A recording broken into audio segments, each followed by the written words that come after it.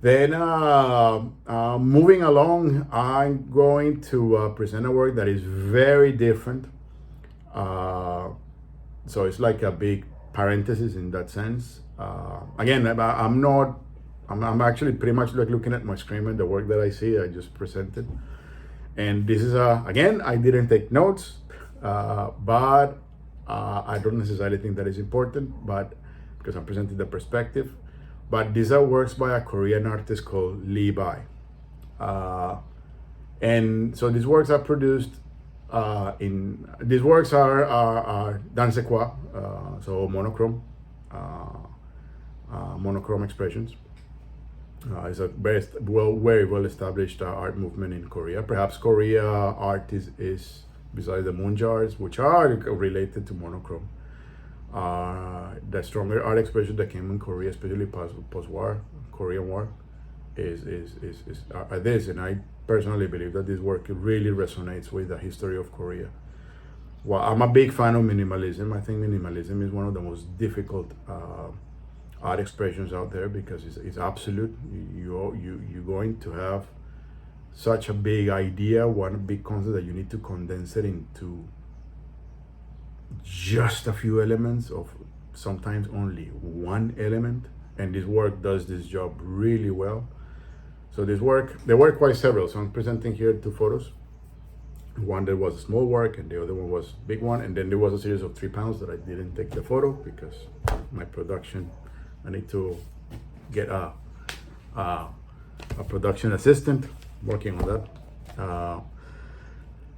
But what you see this work, so the work is, so Levi takes charcoal, which is kind of like a common material, especially something that was quite common during the build-up of Korea, when, I mean, after the war, the place was pretty much destroyed.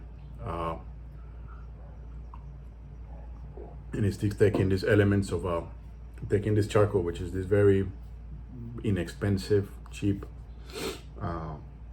material that it was common, and then he decides to take it, polish it, express it, compose it, put it together, and then make this very beautiful, exquisite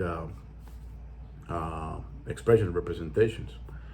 And this is something that I have discussed this before, that in Korea with dansekwa, all the artists, what they are telling us is that story of Korea, that they're taking the extremely minimal elements, but they go from something that was very rough, post-war. There were basic materials, there were actually or no materials, so they were like pretty much whatever, they pretty much working with found objects and taking it through the history.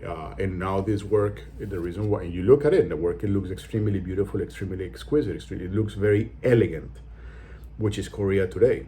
Korea today is an economic superpower. It's one of the wealthiest countries in the world, where the GDP per capita is also among the wealthiest, and the society in general is also among the wealthiest. They have the capacity to pretty much buy everything and have that elegance. They have achieved that elegance in such a short period of time. And this works, like all dansekwa, really truly represents that Korean spirit. And I will never forget that Korea is one of my favorite places to visit in the world. I have fantastic friends in Korea. I find the people there, they really treasure the history, but they also treasure the future. They know from where they came. They know how tough it was. They know how tough it is, because there's a political situation that everybody in Korea is fully aware.